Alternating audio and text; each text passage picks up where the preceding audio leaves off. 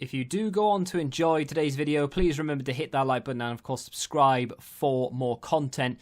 And if you need any coins for Ultimate Team to get a head start on the game, head to the link in the description. Use the code TVM for a discount at checkout. What is going on, guys? TVM here. Welcome back to a brand new play review. I am more than likely going to mispronounce this guy's name. I'm going to call him Kounde, and that's where we're going to draw the line.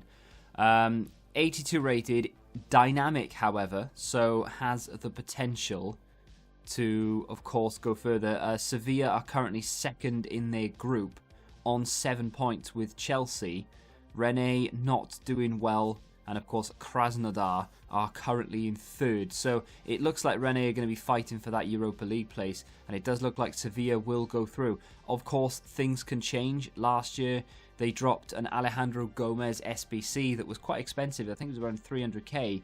Nobody did it. I did because of content, but nobody did it really. And Atalanta actually went quite far in the Champions League. So turns out if you take a gamble with certain things, it can pay off. Who knew? But Kounde, of course, is a objective card. So even though the gamble is going to be your time rather than coins, the question is he worth it as it stands? Because even though it's likely Sevilla go through, there is every chance they crash and burn and finish bottom of the group. I mean, okay, unlikely, but there is every chance, so we need to take precautions.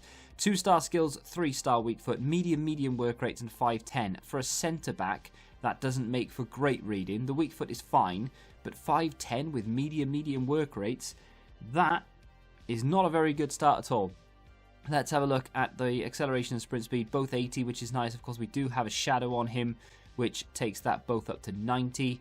The defensive stats themselves are actually quite good, mid-80s for the majority of them. And of course, with that shadow, we bump the slide tackling up by 15, stand tackle by 10, 5 for defensive awareness and heading, and then 10 for interceptions. All of a sudden, we are mid to high 80s, no, 90s on slide tackle, stand tackle, and interceptions, and then high 80s-ish on heading and defensive awareness. The physicals, unfortunately, are lacking, and that's where potentially an anchor could come into play. I did toy between a shadow and an anchor, decided pace was more important. Maybe it is, maybe it isn't. With an anchor, of course, you do get 10 strength, 5 aggression, and 8 jumping, which could come in handy if you face someone who likes to cross the ball a lot, but of course you're not going to know that until you're already in the game. The team I've got him in is a bit of a powerhouse, really. I mean, there are a couple of players here or there that may be lacking. Sissoko may or may not be one of those. Pacheco in goal, for example. However, we are going into the road to the final classic, so we can use all the loans we want, and it's not going to matter one bit. Now, is he any good, first and foremost? Well, yes. Yes, he is. Is he the best defender I've used this FIFA?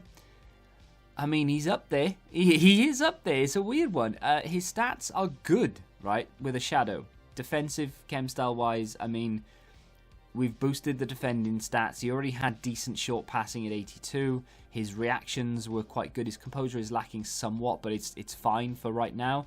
And his physicals are not great. However, it doesn't really seem to matter. He keeps up with the play very well.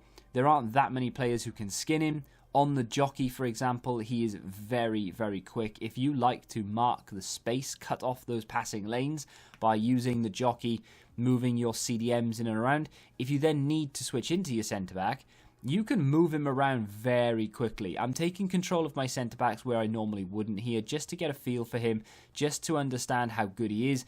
I wasn't controlling him there. Rushes out, uses what little aggression that he has, and gets the ball back, and away we go. We do concede now and again.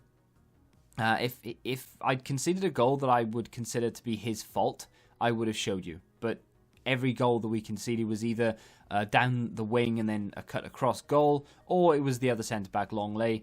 But again, it's not really a mistake. It's just a case of either me moving them out of position where I shouldn't be because I'm trying to sort of get a feel for them, or it's just a good pass that no defender would stop, and it is what it is. But he didn't cost me, in my opinion anyway, 1 goal yesterday.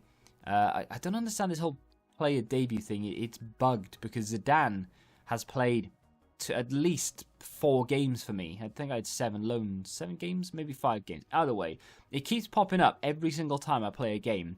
One of my players is having a debut when they're not, and it's ridiculous. I don't know whether what's going on is broken, but it's just, I don't know. I'm maybe making more of it than I need to. His interceptions are very good. His positioning is very good as well, actually. He doesn't always seem to be in the right place at the right time, but he is in the right place at the right time more often than not. His pace, his jockeying is very good. As you can see here, he's behind Del Piero. He gets back in front of him, and then he wins the ball back. This clip will continue because Sissoko does Sissoko-esque things, gives the ball away because his passing is horrendous. But then Kounde, again, marks the space, jockey, jockey, jockey. Del Piero's got nowhere to go, and bang. Kounde gets the ball back again. And patience. And yeah, okay, the composure is lacking at 79. I mean, it's okay, but it's not great. But he still has enough composure there to stop, wait for Del Piero to commit, go past him, get the ball moving, and we can get forward. He's very, very good. I've used, standard Klosterman, Van Dijk, Joe Gomez. The new long card from the objective is very good as well. This card is better than that objective card, in my opinion. But we do have to consider, of course, that this is dynamic, and even if Sevilla somehow throw away a 6-point lead with 3 games to go, they will probably end up going through to the Europa League at the very least. So this time last year, Rennes were in an Atalanta position, and they ended up going through in 2nd, I think. Well, if they end up doing that again, Sevilla drop down to 3rd. So it wouldn't be the end of the world, actually. I would kind of hope Sevilla would actually go through the Europa League, because that would give them a far better chance of going further, and this card could end up being 87, 88 rated. But either way, if he gets 1 upgrade and goes to an 84, we're going to have a very, very good card on our hands. We have a decent card as it stands, but with over 80 balance and composure, over 80 strength and aggression, we will then have a bit of a monster. So right now, I think it's definitely worth the unlock. It is a lot for a defender. I think it's 15 games, 15 assists in 15 separate games. Well, 1 assist in 15 separate games. You know what I mean? That's not difficult. It's just very long-winded. It required 10 wins as well as a few goals and assists and things. But I think it's worth it, and it's there for a little while, so you can definitely build towards it over time. And he is a very, very good player right now. How long it will take you to unlock versus how useful he's going to be when eventually you get him is another question. But I think that if you can get this done in a few days' time, then it would definitely be worth it. And Sevilla are in a very good position right now for this card to be upgraded. Let me know what you think of him in the comments section down below. If you have enjoyed the video, hit the like button, subscribe to the channel if you're new, and until the next time, goodbye. Join the Betting Rebellion and find out what your football knowledge is really worth.